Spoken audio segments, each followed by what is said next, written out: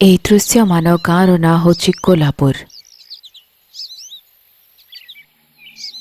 ପିଢ଼ି ପରେ ପିଢ଼ି କୋଲ୍ହାପୁରରେ ନାଥୁରା ବଂଶର ଲୋକ ଶାସନ କରିଆସୁଛନ୍ତି। ଏହି ଗାଁର ଗ୍ରାମ ପ୍ରଧାନ ଆଉ ଜମିଦାର କେଶବନାଥର ଗୋଟିଏ ମାତ୍ର ଝିଅ ପ୍ରିୟମଣି। ସମସ୍ତେ ତାକୁ ସ୍ନେହରେ ପ୍ରିୟା ବୋଲି ଡାକନ୍ତି। ପ୍ରିୟା ବହୁତ ସୁନ୍ଦରୀ। ଏକମାତ୍ର ଝିଅ ହେବା କାରଣରୁ ତାକୁ ବହୁତ ସ୍ନେହ ଆଦରରେ ବଢ଼ା ହୋଇଛି। ପ୍ରିୟା ଭଲ, ହେଲେ ଛୁଆଳିଆମି ଏବେ ଯାଏ ଯାଇନି। କିଛି ସମୟରେ ପ୍ରିୟାର ବାହାଘର ତାଙ୍କର ଦୂର ସମ୍ପର୍କୀୟ ଜିଜା ମନୋହରଙ୍କ ସହ ତାର ବିବାହର ଠିକ୍ ହୋଇଛି। ବିବାହରେ ମାତ୍ର ଗୋଟିଏ ମାସ ବାକି ଅଛି। ତେବେ କେଶବନାଥର ମା ଆସିକି କହିଲା, ମୋ ନାତୁଣୀର ବାହାଘର ପାଖେଇ ଆସିଲାଣି। ଆମ ନାଥୁରା ବଂଶର ପରମ୍ପରା ହିସାବରେ ଆସୁଥିବା ପ୍ରତିପାଦରେ ମରଣ ସାପ ପ୍ରତିଜ୍ଞା କରିବାକୁ ହବ। ଯା ପ୍ରସ୍ତୁତି କର। ଠିକ୍ ଅଛି ମା, ଆଜି ମୁଁ ମରଣ ସାପ ପ୍ରତିଜ୍ଞାର ପ୍ରସ୍ତୁତି କରିଦେବି। ଏପରି କହି ସେ ଚାକରମାନଙ୍କୁ ଡକେଇଲେ ଆଉ ନିଜର ଗାଁ ଶ୍ମଶାନ ଆଡ଼କୁ ଚାଲିଲେ।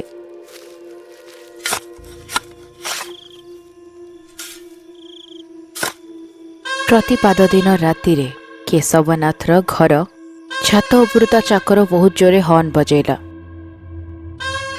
ଏହା ଶୁଣିଲା ପରେ ଗାଁର ଅନ୍ୟାନ୍ୟ ଲୋକ ନିଜ ନିଜ କାମ ଅଟକାଇ ଘରକୁ ଚାଲିଗଲେ ଆଉ କବାଟ ବନ୍ଦ କରିଦେଲେ। ଅନ୍ଧକାର ଚାରିପଟରେ ଥାଏ ଆଉ ଗାଁ ଥାଏ ସମ୍ପୂର୍ଣ୍ଣ ସୁନସାନ। ଚାକର ଲଣ୍ଠନ ଧରି ଆଗକୁ ଆଗକୁ ବଢ଼ୁଥାଏ ଆଉ ତାଙ୍କ ପଛରେ କେଶବନାଥ ନିଜ ଝିଅ ଆଉ ସ୍ତ୍ରୀ ସହିତ ଚାଲୁଥାନ୍ତି। ପଛରେ ଦୁଇ ଚାକର ସିଂହ ବିଗୁଲ ବଜେଇ ବଜେଇ ଚାଲୁଥିଲେ ମରଣା ସାପ ପ୍ରତିଜ୍ଞା। ନାଥୁରା ବଂଶରେ ପିଢ଼ି ପରେ ପିଢ଼ି ଏହି ରୀତି ଚାଲି ଆସୁଛି। ତାଙ୍କ ବଂଶରେ ଯେବେ ବି କାହାର ବାହାଘର ହେବାର ଥାଏ, ତେବେ ଆସନ୍ତା ପ୍ରତିପାଦ ତିଥିରେ ପୁଅ ବୋହୂ ନିଜ ମା ବାପାଙ୍କ ସହ ମିଶି ଏହି ମରଣ ସାପ ପ୍ରତିଜ୍ଞା କରିବା ଆବଶ୍ୟକ। ପ୍ରଥମେ ନଥୁରା ବଂଶର କିଛି ପୂର୍ବଜଙ୍କ ଅସ୍ଥିପଞ୍ଜରା ନେଇ ଗାଁ ମଝି କୂଅରେ କନ୍ୟା ସେଇଠି ପ୍ରତିଜ୍ଞା କରିଥାଏ। ଯେମିତି ମୁଁ ତମକୁ ଘରେ ଶିଖେଇଛି, ସେ ପ୍ରତିଜ୍ଞାକୁ ଲେଖିକି ଏ କୂପରେ ପକେଇ ଦିଅ। ପ୍ରିୟା ସେଇ କୂଅ ଭିତରକୁ ଦେଖି, ମୁଁ ନଥୁରା ଘରର ଝିଅ, ଶୀଘ୍ର ମୋର ବିବାହ ହେବାକୁ ଯାଉଛି। ମୁଁ ତମକୁ କଥା ଦଉଛି ଯେ ତମ ରକ୍ତ ସମ୍ବନ୍ଧକୁ ଶୀଘ୍ର ହିଁ ଆମ ଘରର ଜୋଇଁ କରାଯିବ। ପ୍ରତିଜ୍ଞା ପ୍ରତିଜ୍ଞା ପ୍ରତିଜ୍ଞା। ଏଇଭଳି 3 ଥର ପ୍ରତିଜ୍ଞା ନେଇ ସେଇ ଜାଗାରୁ ବାହାରି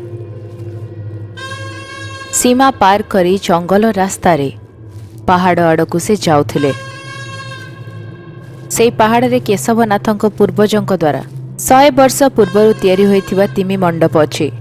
ସେହି ମଣ୍ଡପର 4 ଦିଗରେ ତାଙ୍କ ପୂର୍ବଜଙ୍କର ଅସ୍ଥି ସବୁ ଲଗାଯାଇଛି ଆଉ କନ୍ୟା ଦ୍ୱାରା ସେହି ମୂର୍ତ୍ତିକୁ ପ୍ରତିଜ୍ଞା ମଧ୍ୟ କରାଯାଏ। ମୁଁ ନଥୁରା ଘରର ଝିଅ, ଶୀଘ୍ର ମୋର ବିବାହ ହେବାକୁ ଯାଉଛି। ମୁଁ ପ୍ରତିଜ୍ଞା କରୁଛି ଶୀଘ୍ର ହିଁ ତମ ରକ୍ତ ସମ୍ବନ୍ଧିତ ଲୋକକୁ ମୋ ଘରର ଜୋଇଁ କରିବି। ପ୍ରତିଜ୍ଞା ପ୍ରତିଜ୍ଞା ପ୍ରତିଜ୍ଞା। ଏଇଭଳି 3 ଥର କହିବା ପରେ ପୁଣି ଫେରିବା ସମୟରେ ପ୍ରିୟାର ନଜର ମୂର୍ତ୍ତି ତଳେ ଥିବା ସେଇ ଛୋଟିଆ ଡବାଟି ଉପରେ ପଡ଼ିଗଲା। ସେ ଉତ୍ସାହର ସହିତ ଯାଇ ସେ ଡବାଟିକୁ ଆପେ ଆପେ ଖୋଲିଦେଲା। ସେଇ ଜାଗାରେ ଅଜବ ଚୁଟି ସହିତ ଗୋଟିଏ କାଠର କଣ୍ଢେଇ ଥିଲା, ଯିଏ ବିକୃତ ଆଉ ବହୁତ ଭୟଙ୍କର ଦେଖାଯାଉଥିଲା। ତାପରେ ବି ପ୍ରିୟାକୁ ସେଇ କଣ୍ଢେଇ ବହୁତ ପସନ୍ଦ ଆସିଲା।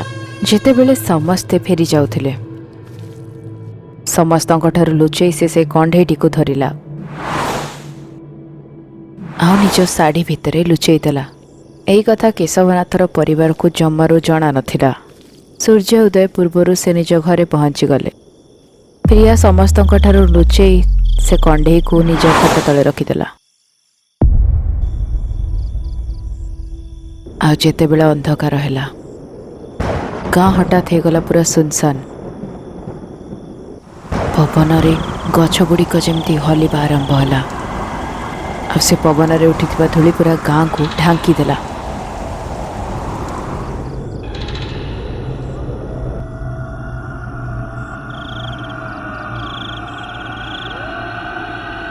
ଗଭୀର ନିଦରେ ଶୋଇଥିବା ପ୍ରିୟାକୁ ଏମିତି ଲାଗିଲା ଯେମିତିକି ତା କାନରେ କିଏ ଫୁସଫୁସ ହେଇ କହୁଛି।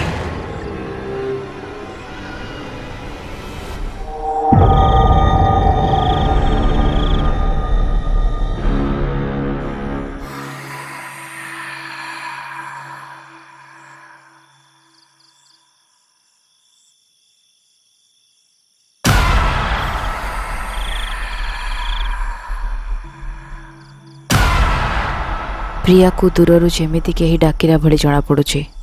ପ୍ରିୟା, ତମକୁ ପ୍ରିୟା, ଆସ ମୋ ପାଖରେ, ଆସ ଶୀଘ୍ର, ତମେ ହିଁ ପ୍ରିୟା, ଶୀଘ୍ର ଆସ ପ୍ରିୟା।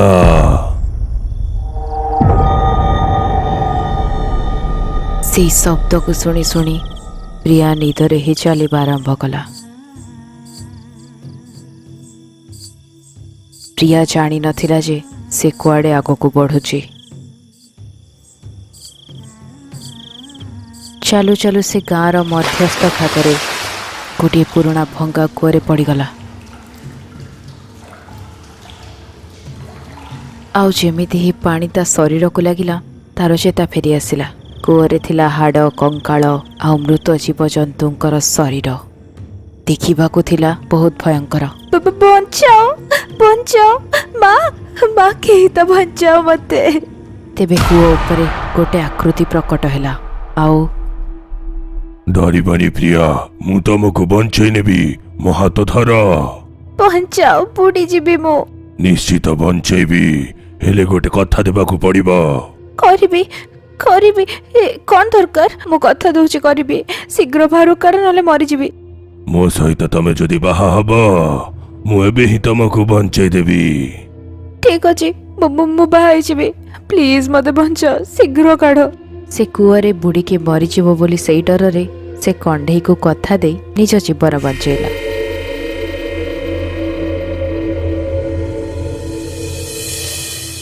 ଯେତେବେଳେ ସେ ଅନୁଭବ କଲା ସେ ଯାହା କିଛି ବି ଦେଖିଲା ତାହା ଏକ ସ୍ୱପ୍ନ ଥିଲା, ତା ହୃଦୟର ସ୍ପନ୍ଦନ ଧୀର ହୋଇଗଲା।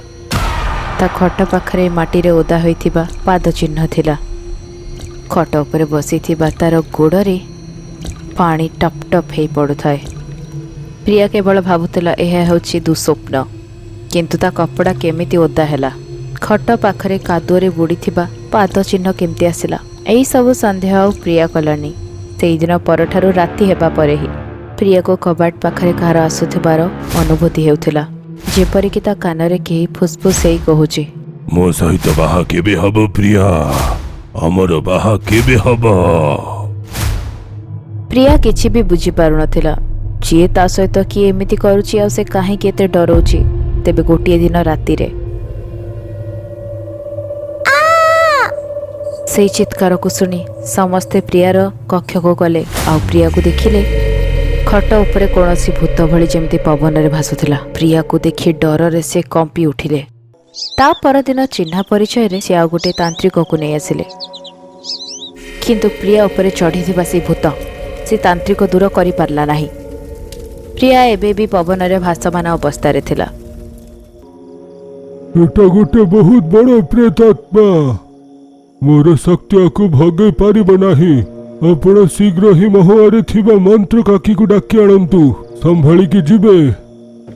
ତାନ୍ତ୍ରିକର କଥା ମାନି ପ୍ରିୟାକୁ ଶଗଡ଼ ଗାଡ଼ିରେ ନେଇ ମହୁଆ ପାଇଁ ସେ ବାହାରିଲେ। କିନ୍ତୁ ଯେତେବେଳେ ତାଙ୍କୁ ଜଣାପଡ଼ିଲା ମନ୍ତ୍ରବାଲି କାକିଆ ରହୁଛନ୍ତି ବେତାଳ ପାହାଡ଼ରେ, ତେବେ ସେ ଡେରି ନକରି ସାଙ୍ଗେ ସାଙ୍ଗେ ବେତାଳ ପାହାଡ଼ରେ ଯାଇ ପହଞ୍ଚିଗଲେ। ଯେମିତି ବେତାଳ ପାହାଡ଼ରେ ସେ ପାଦ ରଖିଲେ, ତେବେ ପ୍ରିୟାକୁ ଆବାହନ କରିଥିବା ସେ ପ୍ରେତାତ୍ମା କୁଆଡ଼େ ବାହାରିଗଲା। ଭିତରକୁ ଯାଇ ପ୍ରିୟାକୁ ମନ୍ତ୍ରବାଲି କାକିଙ୍କ ଆଗରେ ସବୁ କଥା କହି କେଶବନାଥ ସବୁ ଜିନିଷ ବିସ୍ତାରରେ କହିଲେ। ଡରିବା କୌଣସି ଆବଶ୍ୟକ ନାହିଁ। ଏବେ ତମ ଝିଅ ଶରୀରରେ କୌଣସି ପ୍ରେତାତ୍ମା ନାହିଁ। ବେତାଳ ପାହାଡ଼ରେ ପାଦ ଥୋଉ ଥୋଉ ସେ ପ୍ରେତାତ୍ମା ପ୍ରିୟାକୁ ଛାଡ଼ିକି ଚାଲିଗଲା। କିନ୍ତୁ ତାକୁ ଯଦି ସ୍ଥାୟୀ ରୂପରେ ନ ଅଟକାଗଲା, ତେବେ ସେ ତମ ଝିଅକୁ ନଷ୍ଟ କରିଦେବ। କେବଳ ଆପଣ ହିଁ ସାହାଯ୍ୟ କରିପାରିବେ କାକି। ସେ ଭୂତ ହାତରୁ ମୋର ଝିଅକୁ ବଞ୍ଚାନ୍ତୁ, ସେ ଭୂତକୁ ଶେଷ କରିଦିଅନ୍ତୁ, ଯେତେ ଟଙ୍କା ଲାଗିବ। ମତେ ତ ଟଙ୍କା ଦରକାର ନାହିଁ ରେ, ମୁଁ କଣ ତତେ ମାଗୁଛି ନା କଣ? କ୍ଷମା କରିବେ କାକି, ମୁଁ ଆପଣଙ୍କୁ ପଇସାରୁ କିଣୁ ନଥିଲି। ମୋର ଝିଅ ପାଇଁ ପ୍ରେମ ହିଁ ମୋତେ ଏମିତି କହିବାକୁ କହିଲା। ମୋତେ କ୍ଷମା କରିଦିଅନ୍ତୁ। ଠିକ୍ ଅଛି, କ୍ଷମା କରିଦେଲି। ହେଲେ ପ୍ରିୟା ତତେ ଭୂତ କେମିତି ଧରିଲା? ଏଇ କଥା କଣ ତୁ ଜାଣି? ନାଇଁ କାକି, 2 ଦିନ ଆଗରୁ ଶୋଇଥିଲି ଆଉ ଏବେ ଉଠିଲା ଭଳି ମତେ ଲାଗୁଛି। ଆଚ୍ଛା, ତାହେଲେ 2 ଦିନ ଆଗରୁ କିଛି ଡରିଥିଲୁ କିମ୍ବା ସ୍ୱପ୍ନ ଦେଖିଥିଲୁ କି ତୁ? ନା କୌଣସି ଭୟଙ୍କର ଚେତାବନୀ ସ୍ୱପ୍ନ ଦେଖିଲୁ? କାକି, ଆପଣ ଯାହା କିଛି ବି ପଚାରୁଛନ୍ତି ସବୁ ମୋ ସାଙ୍ଗରେ ହେଇଛି। ବହୁତ ଭୟଙ୍କର ସ୍ୱପ୍ନ। ଆଉ ଏସବୁ ସେଇ ଦିନରୁ ଯେବେଠୁ ମୁଁ ସେ ମଣ୍ଡପରୁ ଗୋଟେ ବିଚିତ୍ର କଣ୍ଢେଇ ନେଇ ଆସିଥିଲି ମୁଁ ସେ କଣ୍ଢେଇକୁ ଆଣିକି ମୋ ଖଟ ତଳେ ଲୁଚେଇ ଦେଇଥିଲି। ପ୍ରିୟା ସେଇ ଦିନରୁ ଯାଏଁ ଆଜି ଯାଏଁ ଘଟିଥିବା ସବୁ କଥାକୁ ମନ୍ତ୍ରବାଲିକା ଆଗରେ ବିସ୍ତାରରେ କହିଲା। ସେ କଣ୍ଢେଇ କାହିଁକି ଆଣିଲ ଝିଅ? ସେଟା ଆମର ପୂର୍ବପୁରୁଷ ଲୁଚେଇ ଦେଇଥିଲେ। ମତେ ଲାଗିଲା ସେ କଣ୍ଢେଇରେ ଆମେ ଖେଳିପାରିବା। ତୁ କହୁଛୁ ତୁ ସ୍ୱପ୍ନ ଦେଖିଲୁ, କିନ୍ତୁ ତାହା ବାସ୍ତବରେ ବି ପରିଣତ ହେଇପାରେ। ଏଇ ସବୁ ଜିନିଷ ଜାଣିବା ପାଇଁ ମତେ ସେ କଣ୍ଢେଇ ଦରକାର। ମୁଁ ଏବେ ତାକୁ ପଠଉଛି, ସେ ତାକୁ ନେଇ ଆସିବେ।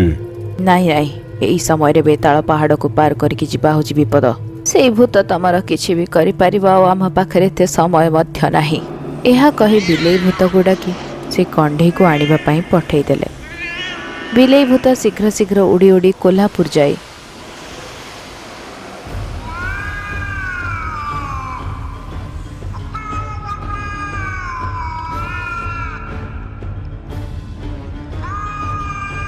ସେ କଣ୍ଢେଇ ନେଇ ବେତାଳ ପାହାଡ଼କୁ ଆସିଲେ।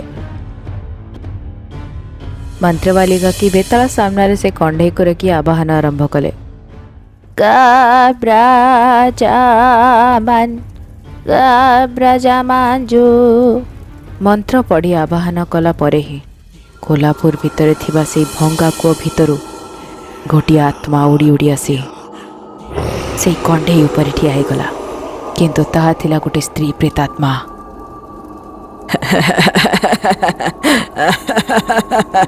ତମେ ଯୋଉ କଥା ଦେଲ ତାକୁ ପୂରଣ କରିବାକୁ ଆଉ କେତେ ଦିନ ଦରକାର? ଇଏ କଣ ପ୍ରିୟା, ତମେ କହିବା ଅନୁସାରେ ମତେ ଲାଗିଲା ପୁରୁଷ ଭୂତ, ହେଲେ ସ୍ତ୍ରୀ ପ୍ରେତାତ୍ମା ଆସିଲା। ତୁ କିଏ? କାହିଁକି କନ୍ୟା ବେଶର ଛୁଆଟାକୁ ତୁ ମାରିବାକୁ ଚାହୁଁଛୁ? ଆବାହନ ମୁଁ ନୁହେଁ, ମୋ ଭାଇ କରିଛି।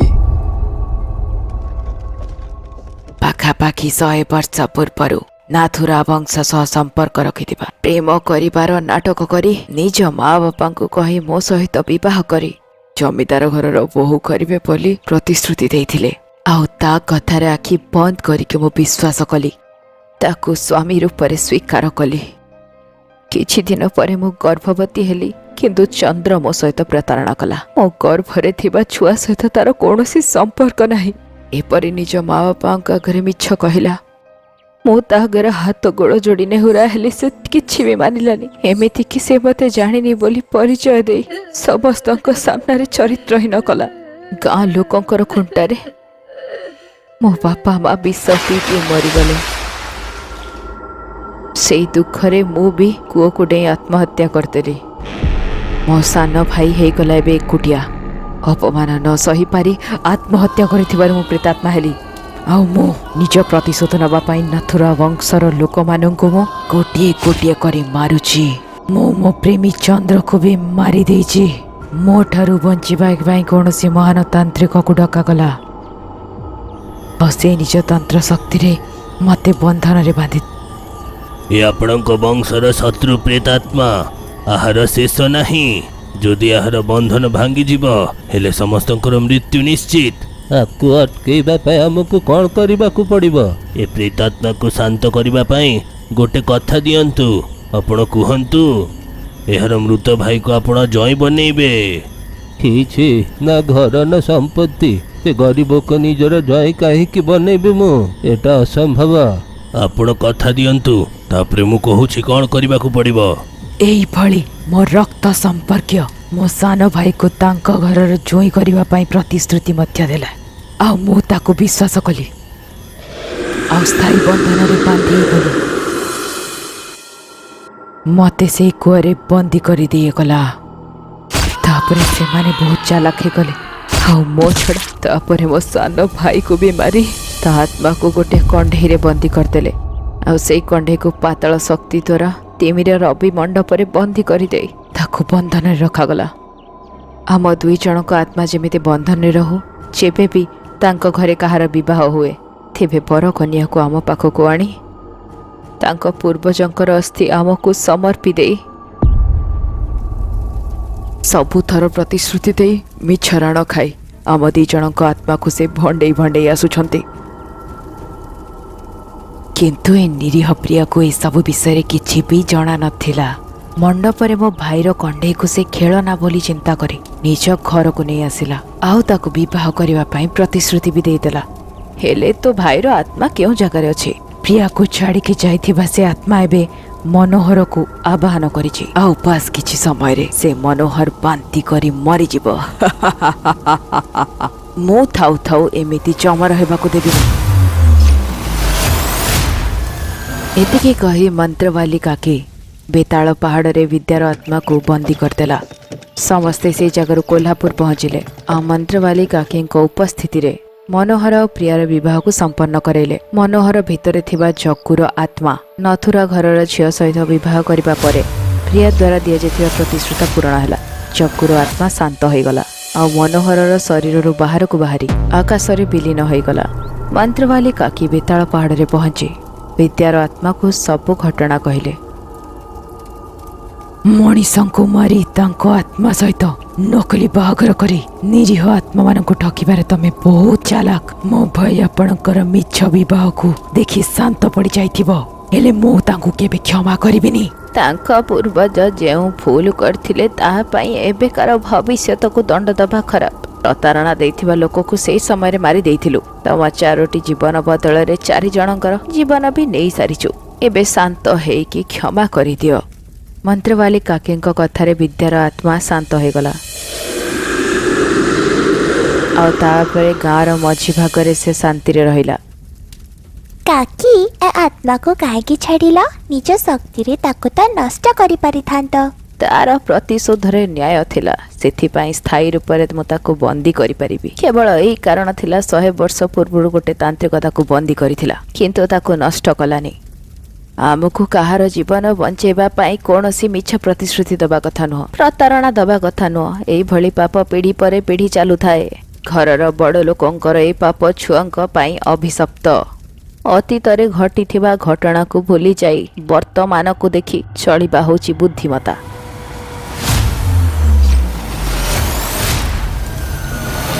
ଏ କାହାଣୀରେ ଦୋଷୀ କିଏ? ସେ ଚନ୍ଦ୍ର ଯେ ବିଦ୍ୟାକୁ ବାହା ହବ କହିକି ତା ସହିତ ବାହା ହେଲା ନାହିଁ, ନା ପ୍ରିୟା ଯେ ଭୁଲରେ ଅଭିଶାପକୁ ମୁକ୍ତ କରିଦେଲା? ଯଦି ଆପଣ ଏହାର ଉତ୍ତର ଦେବେନି ମନ୍ତ୍ରକାକିର ଶକ୍ତି କମ୍ ହେଇଯିବ। ସାବଧାନ।